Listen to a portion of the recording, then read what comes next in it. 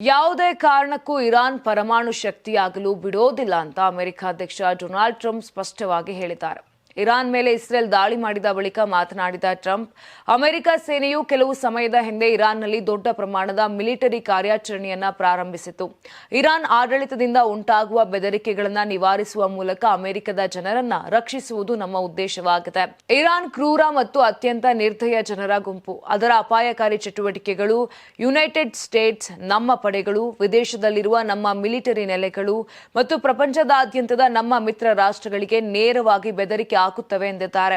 ಇತ್ತೀಚೆಗಷ್ಟೇ ಯುನೈಟೆಡ್ ಸ್ಟೇಟ್ಸ್ನ ಸೇನೆಯು ಇರಾನ್ನಲ್ಲಿ ದೊಡ್ಡ ಪ್ರಮಾಣದ ಮಿಲಿಟರಿ ಕಾರ್ಯಾಚರಣೆಯನ್ನ ಪ್ರಾರಂಭಿಸಿತ್ತು.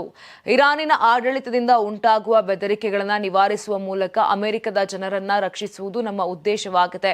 ಇದೇ ವೇಳೆ ಇರಾನ್ನಲ್ಲಿ ಆಡಳಿತ ಬದಲಾವಣೆಯೇ ನಮ್ಮ ಉದ್ದೇಶ ಎಂದು ಟ್ರಂಪ್ ಸ್ಪಷ್ಟಪಡಿಸಿದ್ದಾರೆ. ಈ ಕ್ಷಣವನ್ನ ವಶಪಡಿಸಿಕೊಳ್ಳಿ ಮತ್ತು ಸರ್ಕಾರವನ್ನ ವಹಿಸಿಕೊಳ್ಳಿ ಎಂದು ಟ್ರಂಪ್ ಜನರಿಗೆ ಕರೆಯನ್ನು ನೀಡಿದ್ದಾರೆ.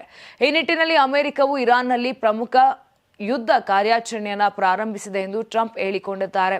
ಇರಾನ್ ತನ್ನ ಪರಮಾಣು ಕಾರ್ಯಕ್ರಮವನ್ನು ಅಭಿವೃದ್ಧಿಪಡಿಸುವುದನ್ನು ಮುಂದುವರೆಸಿ ಅಮೆರಿಕವನ್ನು ತಲುಪುವ ಸಾಮರ್ಥ್ಯವಿರುವ ಕ್ಷಿಪಣಿಗಳನ್ನು ಅಭಿವೃದ್ಧಿಪಡಿಸಲು ಯೋಜಿಸಿತ್ತು ಎಂದು ಟ್ರಂಪ್ ಹೇಳಿದ್ದಾರೆ. Karnataka TV leader awards 2025 best MLA nomination ಕರಾವಳಿ ಮತ್ತು ಮಧ್ಯ Karnataka.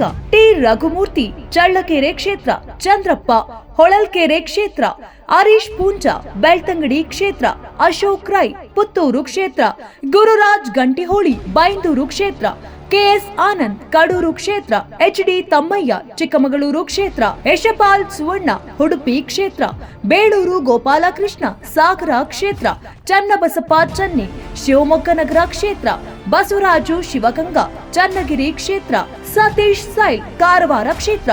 Karnataka TV WhatsApp channel ಮೂಲಕ ವೋಟ್ ಮಾಡಿ ಹಾಗೂ ಇವರಲ್ಲಿ ಬೆಸ್ಟ್ ಎಂಎಲ್ಎ ಯಾರು ಕಮೆಂಟ್ ಮಾಡಿ